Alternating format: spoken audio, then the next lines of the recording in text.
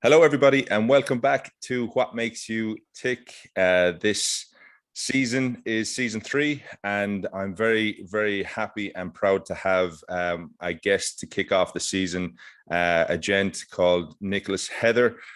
Nick and I came cross paths through mutual friends, and it basically got to a point where I learned about Nick's story, which is remarkable. Nick has had an incredible year, and delighted that he's here to share the story with us. Nick, how are you keeping? You good? I'm doing well, thanks, Stephen. Thanks for having me on to share my story, and yeah, I'm excited to be here and be able to do it. Brilliant. Yeah, it's fascinating. I think what's been really, really prevalent is for everybody the last, say, 12, 18 months has been pretty tricky through the pandemic. But I definitely think that your story and your journey in the last 18 months or so has been phenomenal. So we'll get to that and we'll talk about it. But before we do get into that, I'd love to chat to you about the reason you moved to Australia. So you're based down in Australia. What was the reason you chose to leave the beautiful Emerald Isle and head over to Van Diemen's Land? Yeah, chose to move as far away as humanly possible from home. So it was coming up on 10 years now, and 10 years in October since I left. So next month. And basically what it was, my girlfriend, now wife, Catherine, was going to Sydney to do a master's. And we'd probably been seeing each other probably 9 or 10 months, so not that long. It was a fairly fresh relationship, but she was going out to do a master's for a year.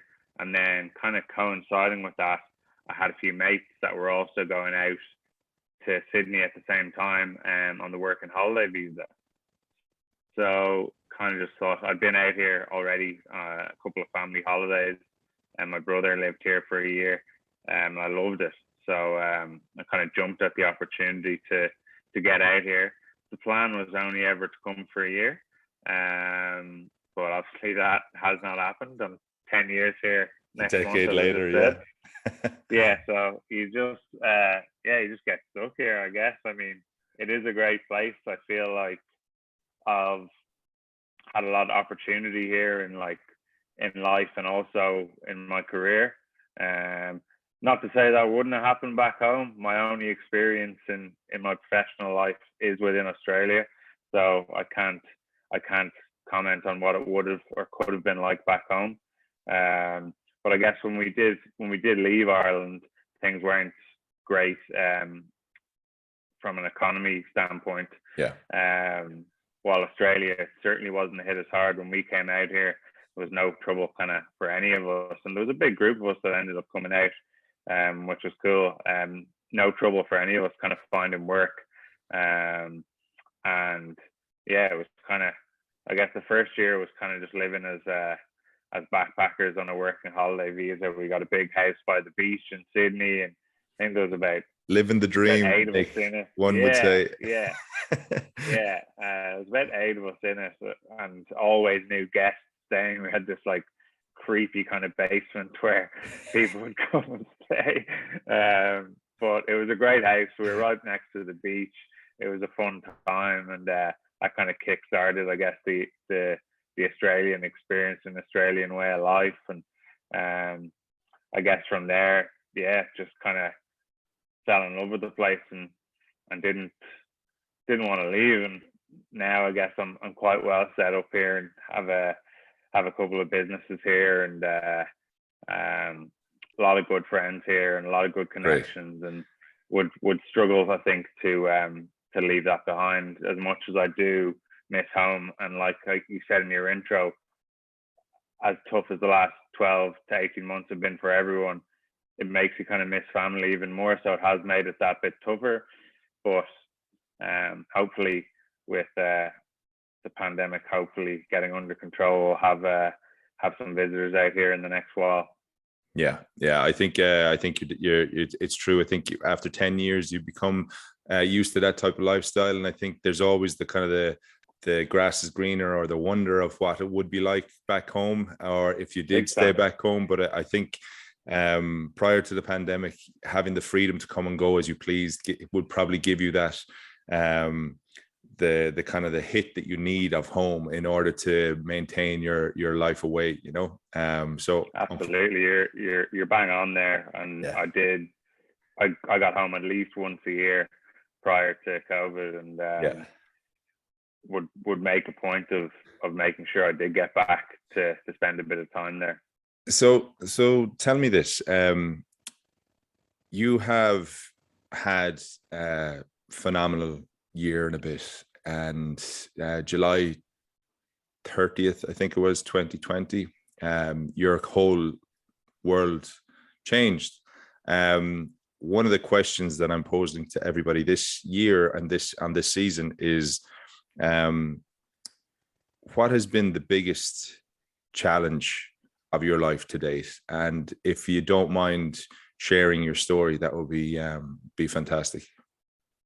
Yeah, happy to share it. One, to help myself, because it is good to reflect and look back and get things off your chest and talk with like-minded individuals like yourself. And then two, in the hope that it would potentially help even one or two people. That'd be amazing, going through something similar or just a tough period. But yeah, so I guess to start from the start, towards the end of July 2020, I had been feeling quite under the weather.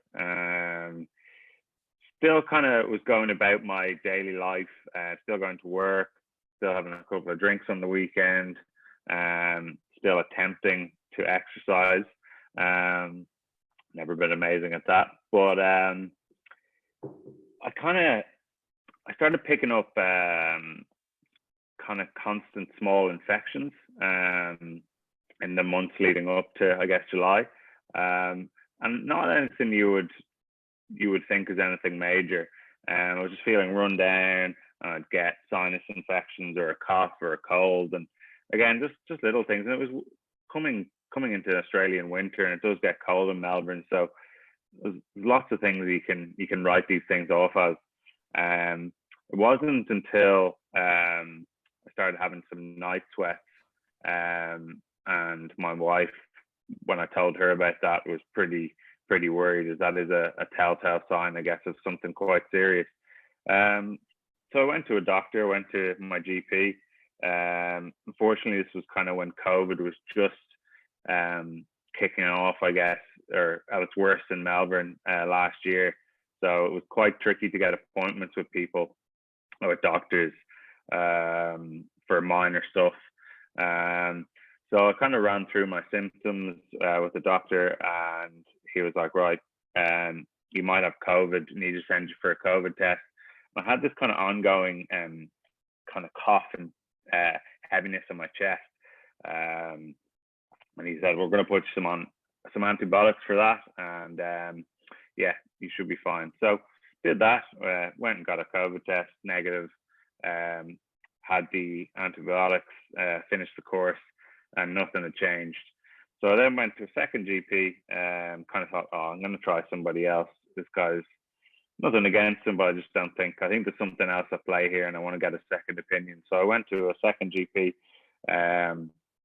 and ran through my symptoms: the night sweats, the constant infections, the fatigue, a bit of kind of breathlessness as well at times. And again, I guess it was the times that we were living in. But again, he was, oh, it could be COVID or COVID related. I was like, well, no, I just got tested 2 weeks ago. Explained the situation that I'd been to another doctor, and he was like, oh, we'll just get a test. So again, same thing, COVID tests, new antibiotic for the cough. Fast forward 2 weeks and nothing. So at this point, I'm a bit frustrated, and I kind of speak to a few friends, and like, can anyone recommend a good GP to go to? And at this point as well, my wife had kind of mentioned you need to ask for a blood test just to rule some stuff out. So I went and saw this GP in South Yarra, close to where I live, and I did ask for a blood test. And kind of things started from there. So I went and got a run-of-the-mill blood test. The next day, I got a phone call from the GP. You need to come into my office and see me. And I remember thinking at the time, I was like, or saying to him at the time, I was like, oh, can you just tell me over the phone? He's like, no, this can't be told over the phone. You need to come and see me. So obviously that's a worrying thing to hear. I'm in work. I leave work immediately. I drive straight there. And I'm thinking the worst. What were you thinking? This doctor's office. I was thinking something was severely wrong with me. I wasn't thinking specifically that it was going to be cancer, but thought there might be something seriously wrong with me at that point. So I go into his office, sits me down, and he says, okay, Nick, you have a form of blood cancer known as CML, chronic myeloid leukemia. And obviously that's a hitting thing to hear. You never expect to hear something like that. He goes on to say, luckily, it looks like we've caught this early, and CML these days is very treatable. Likelihood is you will be given a chemo tablet, and that will be your treatment, and you'll probably be on it for a long time, but you'll be able to live a normal life. So I'm thinking, geez, all right, that's not too bad. So at this point, my mind is awash with emotion and I guess the unknown, what's going to happen. But at the same time, I kind of walk out of there thinking, okay, it could be a lot worse. So he says, look, I'm going to refer you to a local hospital that has a hematology department, and they'll likely just run some more tests to confirm what we think, and then take it from there. But you can go about your normal life, go to work tomorrow, carry on as you are. So kind of leave and think, okay, yeah, I think, all right. Like I'm a little bit in shock, and it's a weird thing to take on, but at the same time, I think, okay, it won't be that bad. So fast forward, I guess 2 days, 2 weird days, strange No days. doubt, yeah, no doubt, absolutely. To be told that you have to go back, that you can go about your business, and you're just been told this crazy news. Yeah, it was strange, and I speaking to friends and family back home and telling them about what had happened and where we were at. Everyone was shocked, but a lot of the conversation and kind of rhetoric was, oh, well, at least it's CML, and that's very treatable. Okay. And I was like, okay, great. Cool. So yeah, at that point, I'm feeling pretty good considering. And I finally get a phone call from the Alfred, and they say, you need to come and see us. Alfred Hospital is packing an overnight bag, and we're going to run some tests the next day. So I said, okay, no worries. So I went into the Alfred that night, woke up the next morning early, and they did what's known as a bone marrow biopsy, where they go into your bone marrow, pull out some of it, and they look at it under a microscope. Okay. So they do that, all good, all part of the procedure. I think anyone with any level of blood cancer, that's what they do to test the levels of cancer within your body. And then they start doing a range of other tests, I guess, to rule stuff out and make sure that everything's okay. I did an MRI. They did a full kind of X-ray of my whole body. They did a PET scan, which again is a way to detect cancer in the body. And then finally, I was in kind of late morning. I'm in getting a chest ultrasound, and again at this point everything's pretty relaxed, and I'm pretty relaxed. It's just kind of run-of-the-mill test. And the hematologist who I had originally spoken to and met when I arrived at the Alfred, she arrives at the door where I'm having the ultrasound of my chest, and she says to the radiographer doing the ultrasound, "Oh, are you nearly done here?" And she said, "Oh, we've probably got 20 minutes left." And she's like, "Oh, we don't have 20 minutes. Like, is everything okay? Does everything look all right in this chest?" And she's like, "Well, I mean, yeah, it looks okay from the outset, but like, we need to finish." Like, no, I need to take him right now. So this is the first time I'm kind of, geez, what's this about? Like, why have things suddenly changed so dramatically? So she puts me in a wheelchair and starts wheeling me down the corridor of the Alfred, kind of rushing. And I'm kind of looking back going, what's happening? She's like, "I'll tell you when we get to where we're going." I'm like, okay. So she brings me into this small kind of theater room. And I'm sat there in the wheelchair, and she turns me around and she says, "Look, I'm really, really sorry, but things are a lot worse than what we originally thought. The results from your bone marrow biopsy have come back, and you have what's known as you do have CML and have had that for some time, but you also have something known as ALL, which is acute lymphoblastic leukemia." And at the time, this means nothing to me. I don't know what this is. I know it doesn't sound very good, and I can tell by the way she looks and is explaining to me how serious this is. And she's like, "Look, right now what we need to do is we need to get a line put in your chest immediately, as you'll be starting treatment tomorrow. And we need to get this put in there right now.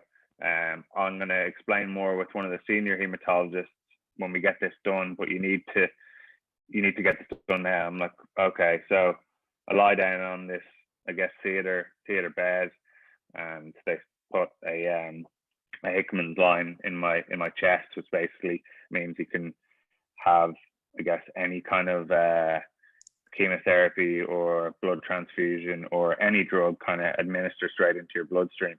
But I remember that time in particular, just lying there, to be honest, just crying. So I knew the news was horrendous, but I didn't know to what level. Okay. So I'm just lying there, having this thing put in my chest, kind of out of nowhere. Things have changed so quickly. I'm just in tears. Yeah. I'd say it's from there. I'd say I can't imagine what you went through, but I were you on your own at this point, or was Kat with you? Yeah, so I was on my own at this point. Okay. It was kind of peak COVID, I guess. So there was no visitors led in the hospital at the time. Yeah. But so we get this Hickman's line put in my chest, and she says, "Look, we're going to sit down with one of the senior hematologists, and we're going to bring your wife in for a chat." And I say, "Okay, no worries." So they bring Kat in. Remember this moment more than maybe any moment in my life is when they sat the two of us down in this kind of beige, windowless, dark room in the Alfred Hospital. Probably looking back, it's probably not as bad as I'm describing it, but it's just the horrible room with horrible memories. And so they sit us down and they say, "Look, yeah, you have these two forms of blood cancer. Acute lymphoblastic leukemia means there's blast cells in your blood, which is really bad, highly dangerous. It does develop very quickly once you get to that blast stage, and that's what's happening in you at the moment. Things are progressing very quickly with your cancer, and it's in a very volatile state at the moment."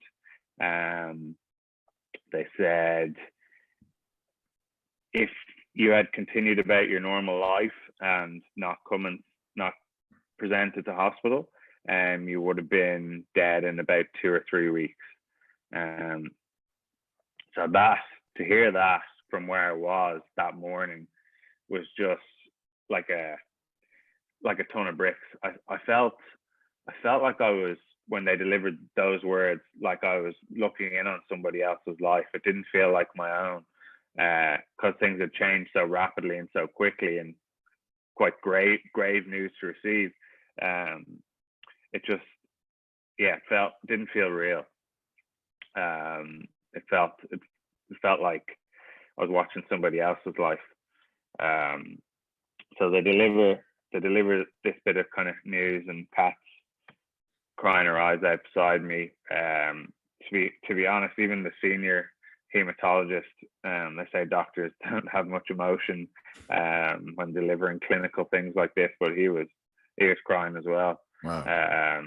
I was just numb. I didn't know what to say or what to think. And then once I guess regathered my thoughts a bit, my only real question was, okay, so what's my chance of survival here? And they said, look, well, things can change quickly, and we don't fully have all the details yet, but we reckon you're about 50-50.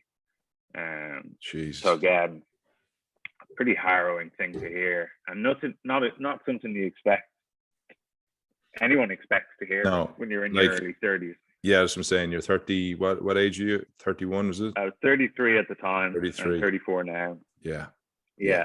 Prime of your life, basically. With no prior health issues or anything. Pretty healthy guy. So to hear something like that, it shakes you, and it kind of shakes you to your core, I suppose. Yeah. But anyway, so we started treatment the next day, and started chemo the very next day. I did, I think, 22 days in hospital from then. Were you given a kind of game plan of what needs to be done and what you needed to do? Yeah, so they kind of mentioned their goal is to get me into some form of remission through chemotherapy, and then from there, given the aggressive nature of what my, I guess, blood cancer turned into, I would need what's known as a bone marrow transplant. But when they're telling me this at the start, they're like, look, that's the long-term goal. We need to find a donor first. We need to get you into remission first. We need to hope the chemo works first. There's all these bridges we need to cross before we can even get you to that point. But that's the long-term goal. So I guess I quickly, I probably did have, I'd say, 2 days where I felt incredibly upset and scared and just in complete and utter shock, like my whole world had been turned upside down. But that quickly turned to just pure determination and positivity to that I will get through this no matter what they throw at me. I'm going to get through this. I'm not going out like this. Brilliant. That's a huge mind shift, isn't it? Or a change in mindset. Yeah. I think it's a lot of the kind of like fight or flight kind of I guess feeling, and that was just what we went into. Like me and my wife Kat, like both went into survivor mode, and like, nah, we're getting through this, and didn't want any kind of negativity from anyone, didn't want anyone feeling sorry for me, didn't want any of that. I just wanted like positive vibes, and was going to get through this, and that was that. There was no two ways about it. I didn't even, and I'll be honest, like after those first few days, I did not even think about things not working or things not going well for me. I was sure they would. And I didn't let those, I guess, scary thoughts creep into my head or consume me. I wouldn't allow them to, and I wouldn't allow anyone around me to that I was close with and spoke to me a lot to mention anything like that or talk about things like that, because I was like, no, it's not going to happen. I'm not letting that happen to me. So yeah, we went on a bit of a journey then, 4 rounds of chemo in the Alfred, and it was tough. Lots of ups and downs within that over kind of a 3 or 4 month period. And over that time as well, they first tested my 3 siblings to see if they were a match. Because you're a twin as well, aren't you? Yeah, so I'm a twin, and I thought that would be a good thing. We're not identical, but I thought that would be a great thing in terms of we must have a similar DNA makeup, and for a bone marrow transplant, that would be great. But unfortunately, my brother, who's my twin, was not a match. My youngest sister was not a match, but my other sister, Sarah Jane, was 100% match. And I remember getting that news. I think after my second round of chemo had just finished, and that was just the range of emotions, feeling that and knowing that you had a donor and it was my sister and she was going to be the one to save my life, was kind of, definitely all the emotions I suppose you feel when you get news like that, and speaking to her and letting her know the news. And it was an really emotional phone call, and one I'll kind of never forget. How did you break the news? I just FaceTimed her, and we both kind of got into floods of tears and an extreme range of emotions. But it was a really nice moment, and there's not that many nice moments within a cancer journey, to be honest. So to have a moment like that is something that I'll never forget. I know she won't either. And I guess what we ended up going through together bonded us closer together. But there was the struggle of trying to get her to Australia first, which was, she was in Saudi Arabia at the time. And with Australia being so tight with their borders, and COVID being such a ever at play, particularly within Victoria at the time where I live, they were struggling to, even though she was an Australian citizen, Sarah Jane, she had lived here for a long time, they were struggling to get her, the hospital were struggling to get her a flight on the kind of lead up to the transplant. And this was the first thing that really kind of started to worry me. I had a transplant coordinator at the hospital, and she spoke to me once a week and would give me updates, but nothing of positive note, really. It was just like, oh yeah, things aren't great with the borders and this and that, and it's tough to get people in, even on medical grounds and that kind of thing. So it's quite scary to think that I need her here to get her bone marrow and save my life, but we're struggling to get her in. So at this point, the transplant coordinator even said to me, look, maybe if you go to the media with your story, maybe that will create some traction and might do something for you. Which, to be honest, I wasn't really in the mindset to hear or to try and do that myself at the time. I was just focused on what I was doing. I didn't want to go to the media. I wanted them to just sort out getting her here, and I'd focus on what I was doing and getting there.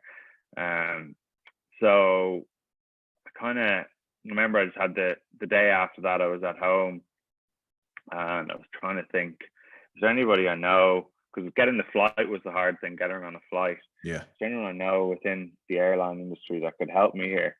And something just kind of clicked in my brain from a few months prior to me getting sick, where an Irish guy within the construction industry that I work in had asked me to employ his best mate's son. Said, can you give him a job? He's 19. His dad's very senior at Etihad Airways, lives here in Melbourne, and he'll definitely owe you a favor, like might upgrade you in the future on a flight or something like that. Little do they know. Yeah, and I was like, oh yeah, no worries, we'll get him a job. Send him over my details, and I'll put him in touch with whoever at my company, and we'll get him going. We'll give him some shifts. Absolutely. So I did that without even thinking about it at the time. It was just one of those things. Someone asked me a favor. I thought, yeah, I can do that. No problem. It helps me out too, getting a good worker in, and thought nothing of it. So fast forward to a few months later, and I'd remember I'd gotten an email from his dad thanking me for giving him the job, and said, if you ever need anything in the future, please get in touch. So I started to get in touch out of favor. Hey, pal. Do you remember that email you said? Pretty much. So I got in touch with him and explained the situation. And he said, look, things are really tough at the moment, but I'll see what I can do. And I will try for you. He's like, I will try my best. Next day, comes back. I've got her on a flight. Wow. Done. Sorted. He's like, she needs to be at the airport the next day. I've sorted it. She needs to be here at this time. She has this. Make sure she has a proof for citizenship. Blah blah blah. And I was just in shock, and so was, I guess, Sarah Jane and her husband Brendan, that this was happening. So yeah, through, I guess, a stranger's pure generosity, managed to get her here, which was fantastic. Like, isn't it incredible? Isn't it incredible to think that the powers that be couldn't manage to arrange for somebody to come over to potentially save your life, whereas, as you say, it's a stranger. And you never know when you're going to meet these humans at different stages of your life. You all of a sudden helped somebody just because it worked out for you, but like, you gave him an opportunity, and happened to be Etihad's boss man. And it's just phenomenal then that you had to find that person to make it happen, and it couldn't happen for you, you know. It's incredible the way that the system is flawed, but in saying that, it's also a credit to you, because of your character and your nature. You were open to giving a kid a chance, and it paid out. It paid off for you, and not that you were looking for it, but it paid off, right? Yeah, 100%.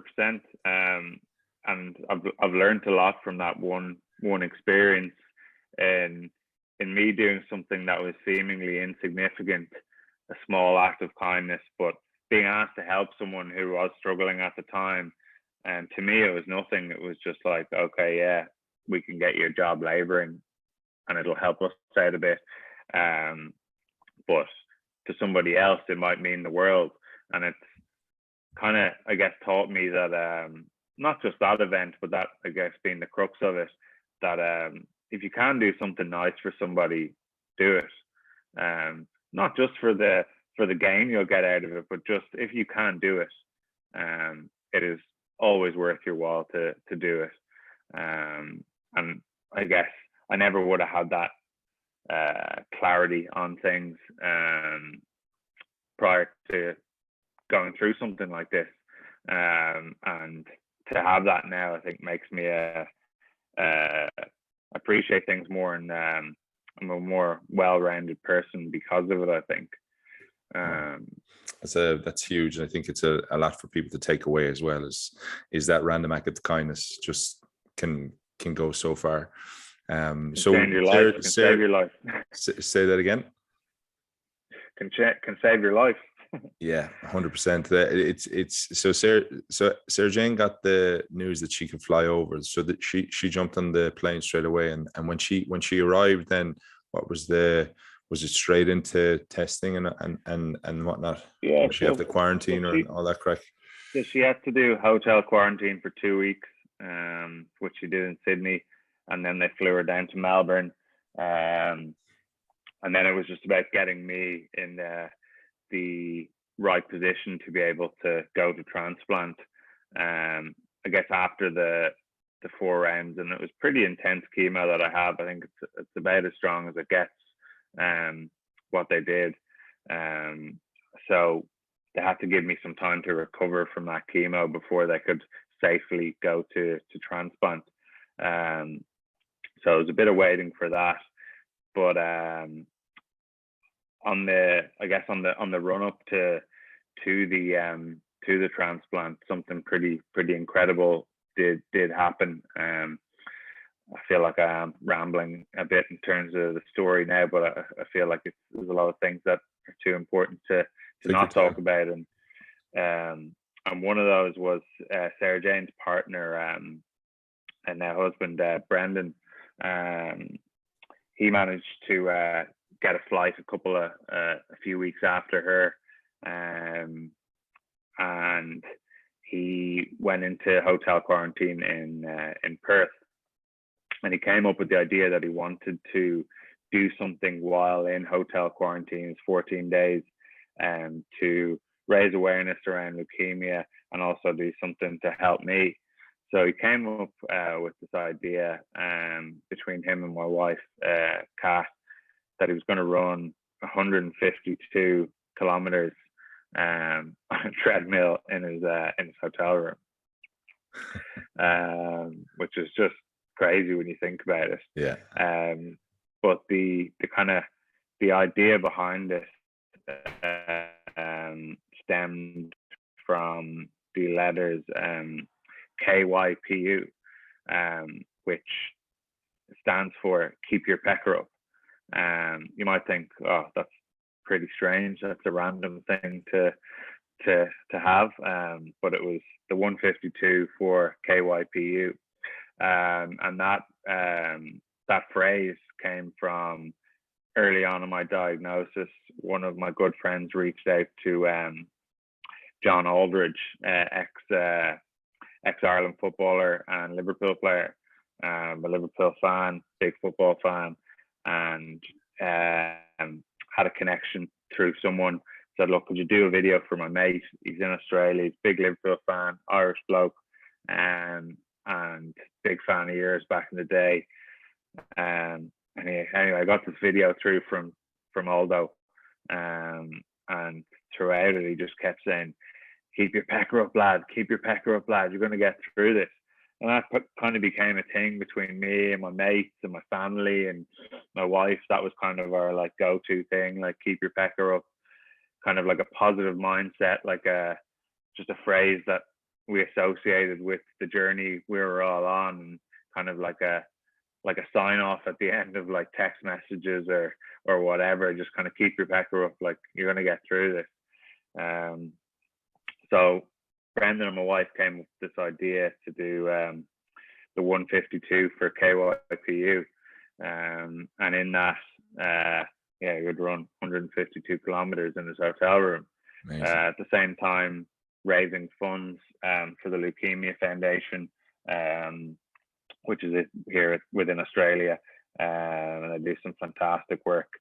And then also raising some money for me as I was out of work, as was my wife had stopped work to kind of care for me through this period. So it was a pretty amazing gesture, and what it turned into was fantastic. Like couldn't get my head around how many people got involved in it. Other people getting involved out running, cycling, walking, whatever. And I had a lot of friends and family that did the full 152 kilometers, like incredibly over the 2-week period, along with Brendan, and to support me. And I had people getting involved that I didn't even know. It was truly incredible. And the fundraiser went through the roof. I still don't quite understand as to how it got to the level it did. But then Brendan ended up raising $276,000 for the Leukemia Foundation. Like frightening amount of money. It's incredible. And I remember when we were doing the preamble and just having a chat about this episode, I remember saying to you, like, that's an absolute reflection on you as a character though, as well, you know. And I think you should be proud of that. And you should be very much proud of the fact that what you do in your everyday life seems to be just normal for you, right?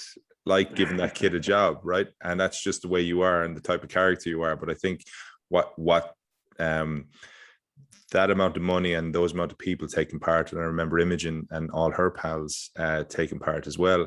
But I just think that is a huge reflection on you as a person, and you should be super proud of that. And I think what it also shows is that the effect your story and you as a character, the positive impact you've had on people, and they call you Mr. Positivity, right? So like it's how you've approached this whole the illness. It's how you took on every day with a positive mindset, and removing any negative kind of connotations. And I think, like, for me, listening to your story, for me, when I heard the news about what you were going through, it was so easy for me to turn around and go, what can I do? How can I help? And obviously there was tons of people there, and we hadn't met at that time, but I remember saying it to Amy. I was like, how can I help? What can I do? Because of the character that you have, or the impact you've had in their lives, so you should be really, really proud of that. And I'm not trying to, I don't think you're the type of character that will kind of go, oh, look at me. But I just think it is important to take a step back and just kind of go, fuck it, you know what? That's incredible. And that's because I'm doing obviously something right, So it's I definitely do feel like there's some truth to what you've said there. Certainly not going to turn around and say, yeah, I'm an amazing guy, and that's I'm the kindest guy on earth, and that's the reason this happened to me. I'm definitely not. But I guess there needs to be some reflection in terms of how I conduct myself and handle myself, and that people did want to do whatever they could to help, and this was a good outlet for that. And I'll be forever grateful for Brendan for getting it going, and Kat's involvement as well, and then for everyone who donated to the fundraiser and also took part. Like, forever indebted to those people for doing that and helping me. It was a massive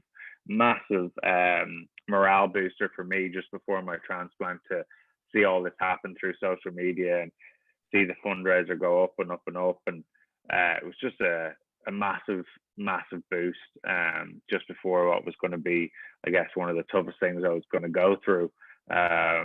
So let's actually get onto that. So let's talk about the transplant and the days obviously leading up, but also the days following, Yeah. So leading up to it, I had the date set for my transplant was December 11th, so just before Christmas. And what they do is they basically, through transplant conditioning, they basically wipe out your previous immune system through full body radiation and extremely heavy chemotherapy mixed together, and they do that over a 6-day period. So I got admitted about 6 days before the transplant date, and yeah, they hammer you with radiation and chemo. And look, it's not nice. It's particularly the radiation. It was a pretty horrible experience, but I knew it was going to be tough, and I knew it wasn't going to be easy, and I knew it was going to get me to a place I needed to be, and it was all part of the process. So it wasn't that bad. Like, it was tough, but it wasn't that bad. I guess probably my mindset definitely helped through that period. And then it's funny, the actual transplant is just like a blood transfusion. So my sister's cells get collected the day before the 11th, so on the 10th. And that takes about, I think, 4 to 6 hours, where she sat there in the hospital, nowhere near me, just kind of on her own. And they take hooked up to this machine, and they take the blood out of one arm and goes into this machine, which is incredible. This is where science and medicine is at, and it separates the blood from the cells that are needed, and then puts the blood back in her arm. So she's connected up twice, puts the blood back in her arm, and then it keeps the cells they need for me in the machine. Pretty incredible. Yeah, pretty incredible process. So completely painless for her, which is great. Just has to sit there for 4 to 6 hours with her two arms like this. So she was sending me photos throughout that, and it was pretty cool to see that. And then so the transplant for me, luckily my wife got to be there on the ward with me for it, which is great, Kat. And yeah, it's just a blood transfusion. They show you the bag of cells, and went in through my central line, through my chest, into my bloodstream. Definitely was like an emotional experience, knowing what it was. The actual transplant is a bit of a non-event because it's over in 30 minutes, but it was definitely an emotional thing for me, because I knew it potentially would cure me. It was coming from my sister. It had been a tough road to get here, so it was still a big day. And some people who've had transplants describe it as a non-event. Definitely wasn't a non-event for me. I certainly was pretty emotional for the leading up to it and after it. Yeah. And then what happens is basically you stay in hospital for the next 2 or 3 weeks under very close supervision, waiting for her cells to engraft in you. So you'll get a blood test every day where they'll be looking to see if that happens. And that generally is a period where you do get very sick and you've no immune system, so you're very prone to infection. I had a reasonably okay run during that time period. Yeah, I got a bit sick, but it wasn't too bad. And then I got released from hospital 20 days after I received her cells. So they engrafted at around day kind of 17 or 18 for me. And then the doctors kind of said, okay, well, you've been here for 26 days now. We're going to let you go home and just come back to the clinic kind of 3 times a week for blood tests and monitoring.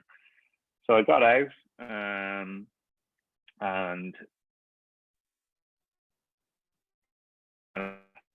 was of this, I guess, opinion that great, this is where my life is kind of going to restart, and this is going to be great.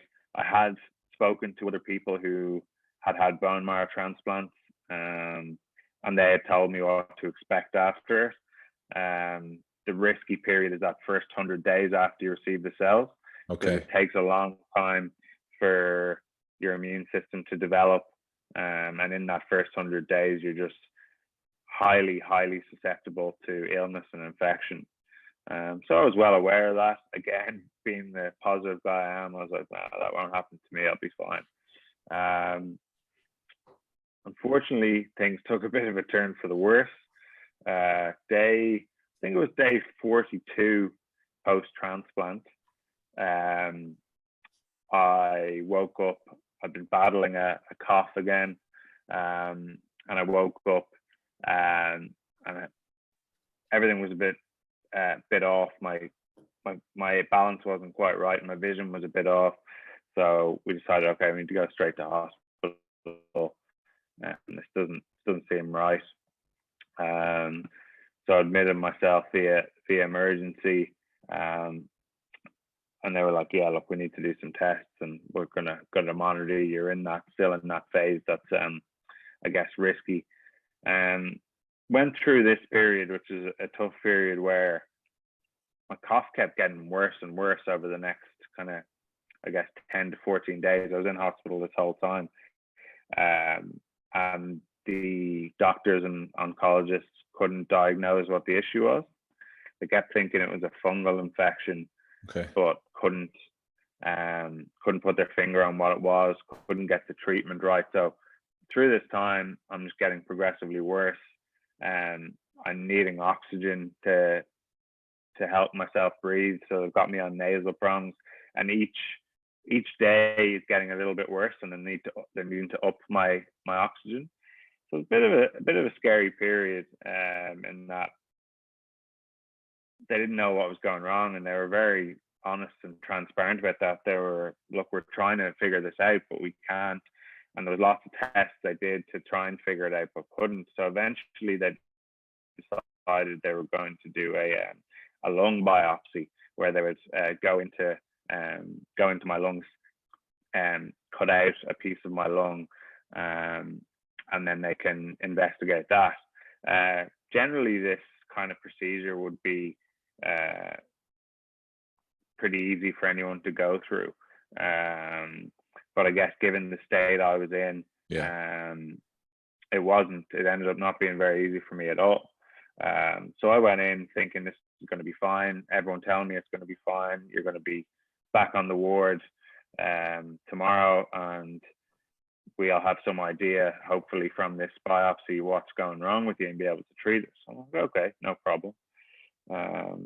Anyway, go into surgery, and I wake up from surgery, and I basically couldn't breathe properly upon waking up in the recovery area.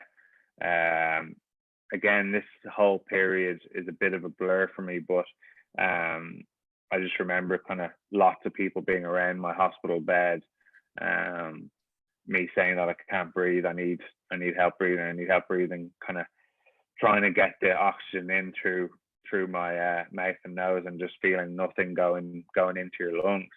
Wow. And it was a scary, really scary feeling, just to try and grab that oxygen to help you breathe, and it's just feeling nothing going in there. Anyway, they, I guess, quickly realized that given the state my lungs were in from whatever was wrong with them, along with the surgery where they'd gone into both sides of my lungs and made a couple of incisions, that I just wasn't able to handle it. I was in too bad a position to be able to handle it. So I couldn't breathe on my own after that. So I was rushed straight to ICU from there. Cat was called in. I was put on a ventilator straight away. Very heavy painkillers, and it was that was probably the only period throughout this whole journey where I thought, holy shit, like something's going seriously wrong here. I'm really worried for myself. And one of my main doctors, Jesse, called in Kat and had a chat with her and was like, look, things don't look very good at the moment. Like, oh wow, we're gonna try and get it under control, and we're gonna try and do all we can, but things aren't looking very good. So she is in absolute bits, obviously, as you would be being told that news. And anyway, so I'm in ICU. I'm on a ventilator to help me breathe full time. And I'm just kind of lying there thinking, am I going to get through this? This kind of mad.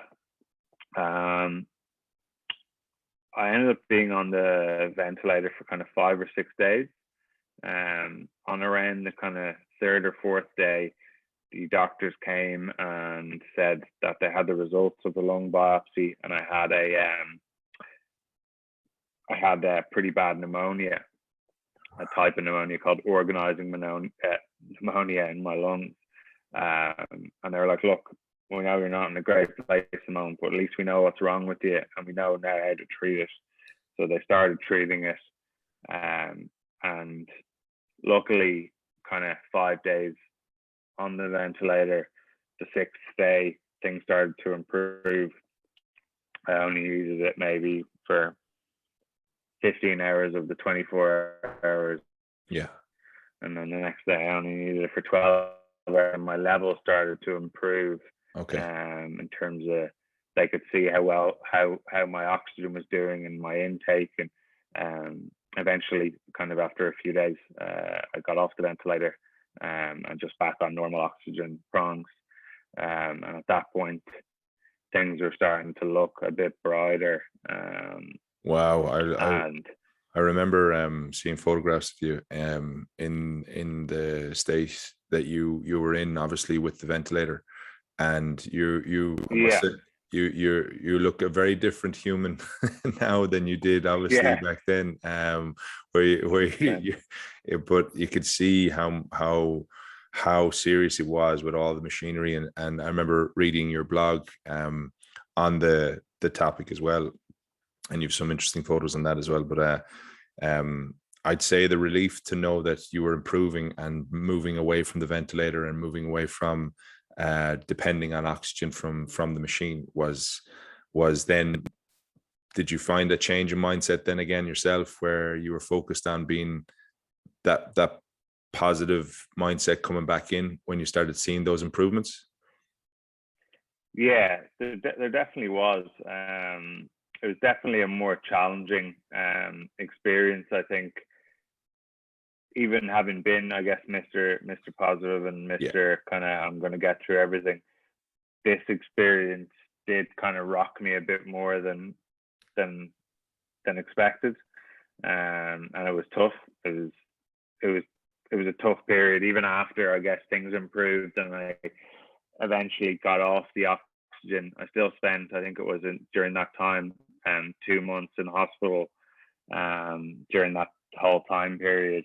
I think I'd had the lung biopsy around week 2 or 2.5. So I still spent a good kind of 6 weeks in hospital after that recovering, at which point I needed to learn to walk again as well, because during that time in ICU, I was completely bedbound, could do nothing for myself.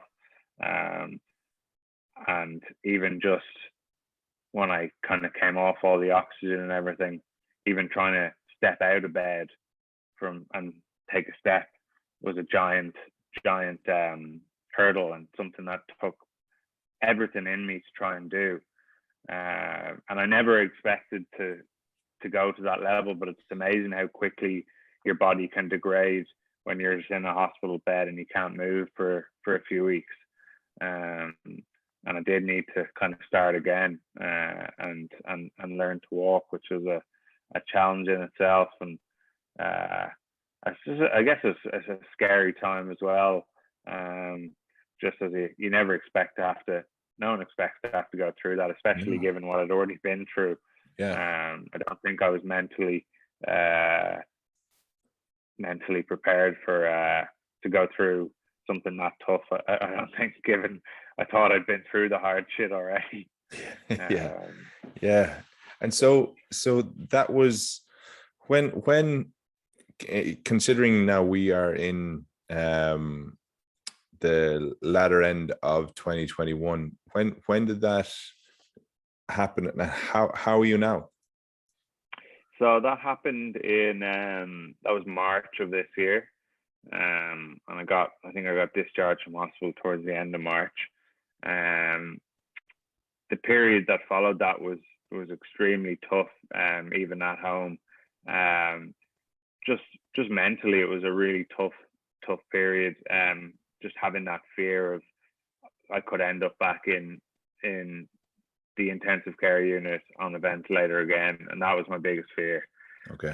Just because it was a tough experience. So I did really struggle to kind of get my confidence back those first couple of months, if I'm honest with you, Stephen. But I did get there.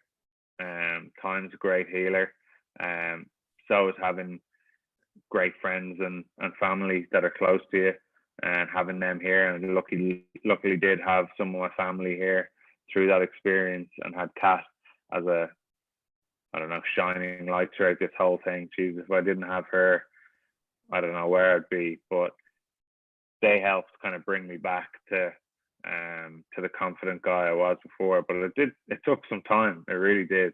That experience rocked me to my core, and brought me to a point I never thought I would be throughout this journey. But look, I'm happy to report now that I'm now kind of in full remission, cancer free, which is an amazing feeling. It feels good to say. Doesn't get old saying that. Say it again. Say it again. Yeah, cancer free, baby. Which is nice. Yeah, and I'm doing well mentally. I'm in a really good position mentally, and kind of excited for the future and planning for the future again, which everything was put on hold given the year I had, and I wouldn't allow myself sometimes to think too far ahead or think about the future, because I didn't want to think about what could go wrong. But now I'm happy to report that I'm back dreaming of the future, and back dreaming of what things I want to do, and places I want to go and things I want to achieve and friends I want to see and people I want to catch up with and all these kind of things that the last year and a half, I guess, took from a lot of people with COVID, but I guess not everyone went through cancer, transplant, pneumonia, ICU, as well as that. So I think, I deserve a bit of good times coming my way, and things. It's okay to look forward to things. I think it's brilliant. I think you've earned those good times, my friend. I think without a doubt. And I'd love to ask you something now that you've been and what you've been through now, right? And the kind of the maybe there's a lot of things that you're far more aware of now or conscious of. Is there anything that you've learned from your time now and from not only just the last year, but in your 34 years? Like, is there anything that you've learned that you wish you kind of knew before when you were a little bit younger? That's a good question. I think there is. I think to touch on what we spoke about before, in terms of the I guess the random acts of kindness.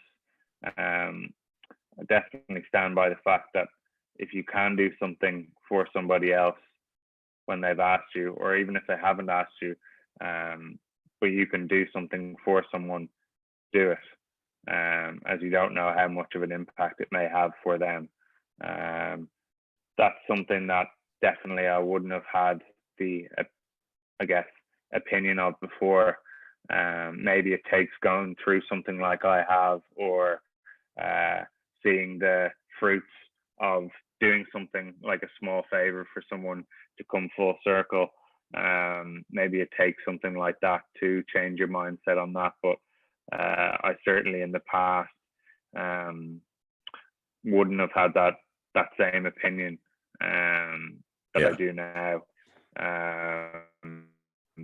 And the other thing I would say that I severely stand by: don't ever, ever, ever take your health for granted.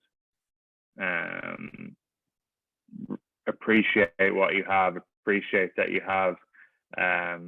You can go out. You can go for a walk. You can get some fresh air. You can go and catch up with friends. You can go for a run. You can open up those lungs.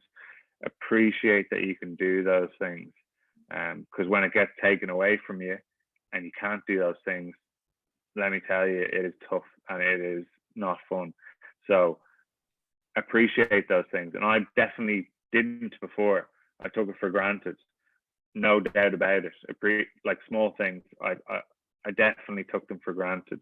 But when your health gets to a point where it's,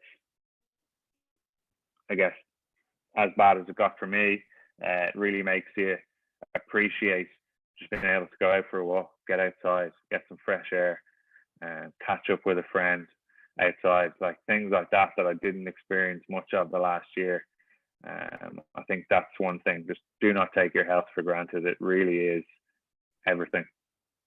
Well said, Nick. That's like so true. And if there's something else I'd like to ask you,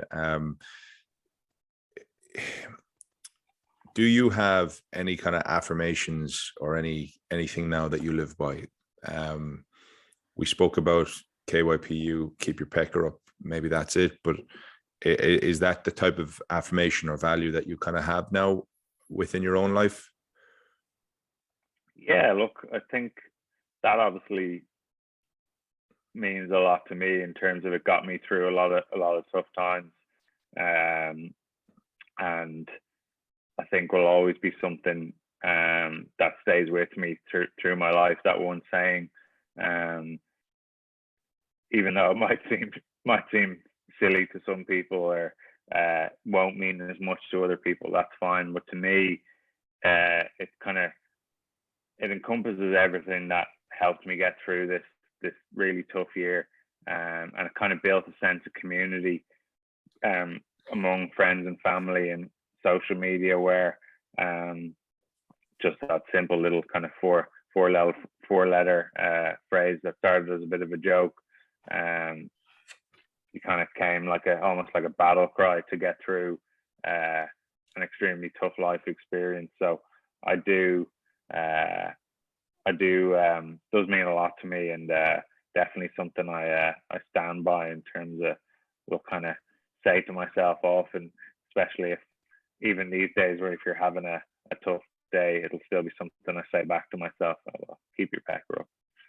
Nice. I think we could all take that. And John Aldridge has a lot of big part to play in that whole saga, and it's amazing. Like as you say, that random act of kindness that became something far bigger than he ever or anybody would have thought of. Yeah, for sure. Definitely like to have a pint with John Aldridge someday. We'll make it happen. Watch this space. Absolutely. Tell me this. If you were to, I'd love to know who has been the biggest influence in your life. I would say for sure, it's got to be my wife, Kat. I guess when you go through what we went through this past year, it can do one or two things. It can drive people apart, or it can bring you closer together. And there's no doubt that going through this, we tackled it as a team, and it brought us closer together. I spent of last year, of the 365 days in a year, I spent 125 of them in a hospital bed. And Kat was there for me every single day. And she took the same opinion of me as, we're going to beat this, we're going to get through this. And just to have somebody else beside you, having that same, I guess, drive and positivity. Because some days you might not feel exactly that way yourself. But to have that person next to you who's the closest person to you, I guess reaffirming that kind of positivity is everything. And I often think that in some cases, the partner or, I guess, prime caregiver in a situation of a life-threatening diagnosis, I almost feel like they go through it almost tougher than the person going through it. That might sound a bit crazy, but they feel all the same things that you feel emotionally because they're getting the same diagnosis, someone that close to them. Then throughout the whole period, there's very little they can do to help you, and that's all they want to do. Yeah. All they want to do is help you, and there's very little they can do to actually help the situation. And then finally, one thing that I don't think gets talked about enough between even me and Kat is every, I guess, person that speaks to her throughout this whole time period, and even now, oh, how's Nick getting on? Not enough people ask her how she is. Like, she's been through a traumatic experience as well. Like, she lived through the whole thing with me. And even now, like, her mates and whatever else, or anyone, oh, how's Nick? And that's great. Like, it's good that they check in on me, but it's been tough for her as well. And not enough people ask, oh, how are you? Look, she does have some fantastic friends, and there have been people that have been great to her and whatever else, but it does kind of put the prime focus on the person that's, I guess, sick, when I think the person next to them does go through it just as tough. And yeah, for sure, having her next to me through this has been an experience in itself, but something that's brought us closer together and kind of affirmed the fact that, like, we're going to be together forever. And that was I guess a goal in beating this, knowing that we'd have our whole lives together and to plan for and to look through it. To look forward to. And I suppose to that point as well, from your own perspective, how is Kat? How is she doing? Yeah, she's doing well. I think there's no doubt she had some tough times and also struggled to process some of the things that I did go through. But I think we're both in a very good position now. And I think a lot of that comes down to the people around us, like the the close family and friends and people always checking in and making sure everything's okay. And we've been extremely lucky in terms of the support that we've had. Incredibly lucky. Like, I had my mum out here for a whole year, which is incredible. My other sister's been out here for close to a year as well. They managed to get out here on medical exemption visas, and they stayed the whole time, even after I got better, just for me, and for Kat, which is a massive support system, you know. My dad and my brother got out here for a couple of months as well. Kat's mum got out here. We were really lucky in that sense, because you're so far away from home, and don't have that kind of same support system here as you would at home. We were lucky in the sense, given what was going on in the world, that the people closest to us managed to get out here to support us in this time, which I know a lot of people going through similar things have not been so lucky. So I'm extremely grateful that they all did get out here. And I think not only were they a massive support to me, I guess coming back to your original question, I think they were huge to have for Kat as well. Because I'd have been in hospital those 125 days or whatever it was, and at least she had people here then going through it with her and there to support her. So that was huge. I must say, I love your attitude to life. I love the fact that you turned around and you're like, people, like, we're grateful for what we had, because others mightn't have been as fortunate, even though you went through a year and a half of absolute, the biggest challenge of your life. I just think your attitude is absolutely brilliant, and I think it rubs off. Even listening to you, for me, it's kind of given me kind of thoughts, and I just, like, there's so much to look forward to, and there's so many things that we should be grateful for. And I'm very much one of those type of humans as well, is that I'm massively grateful for a lot of really important things in my life, between people and opportunities that I've had. But yeah, I think to hear your story, Nick, and I think for you to speak so honestly and so openly about the challenges and about the fears that you faced, but also about the positive mindset that you took upon yourself. You took the action to say, and made the choice that I'm going to be positive throughout this, and I'm going to take it head on. And you allowed yourself to have those couple of days of sadness at the beginning, and then kind of brought yourself back into a point where it was like, right, okay, here we go. So it's like in life, if you surround yourself with positive people and similar people with the same mindset, not yes people, but similar people who are optimistic and positive, then your whole world becomes a really happy environment, right? Whereas if you allow negativity into your life, all of a sudden that can start kind of pulling you back.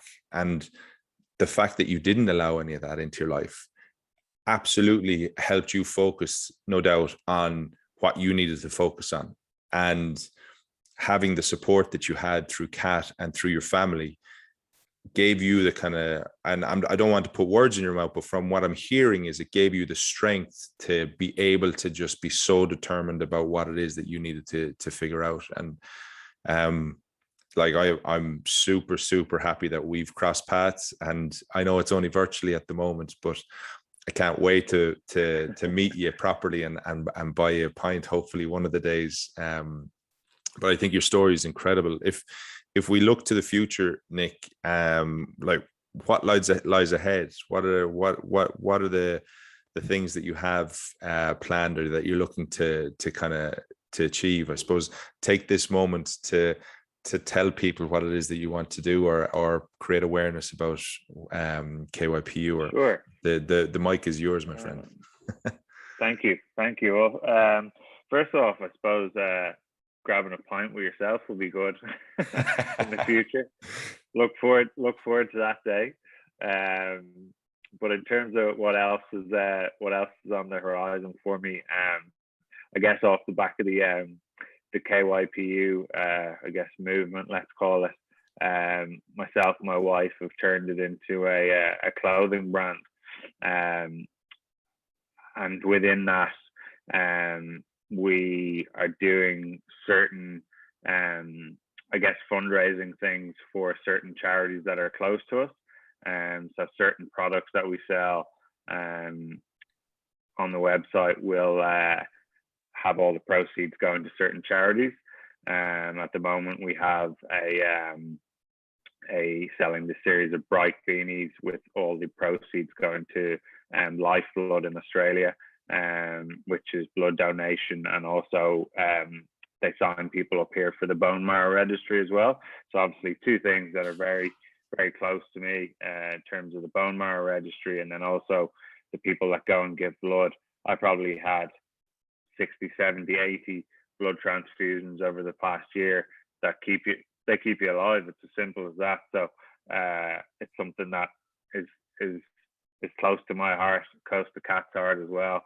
And we'll kind of continue to do similar fundraisers through the business, KYPU, like that. We're going to attempt to do the 152 for KYPU again this November on the kind of, I guess, anniversary of it. We're not 100% finalized on whether we want to put people through the torture of 152 kilometers in 2 weeks. So we might reduce that. But but the fantastic thing this time around is I'm not going to be extremely sick, so I'm going to try and take part in it to some degree. There's not a hope in hell I'll be able to do 152 kilometers. I've just started back trying to run, so I'll do what I can. I'd like to try and put a dent in it, but we'll wait and see. So yeah, we'll be, I guess, updating that through the KYPU Instagram, and raising money again for the Leukemia Foundation, which again is something that's very close to me. And they're a great organization, and they really do a lot for people with leukemia and their families within Australia. So it's something that's I guess a charity that I want to continue to support and raise funds and awareness around long into the future. So yeah, looking forward to taking part in that, and hopefully getting a lot of people involved again. I don't imagine it'll be as big as it was before, as no one's dying of cancer this time.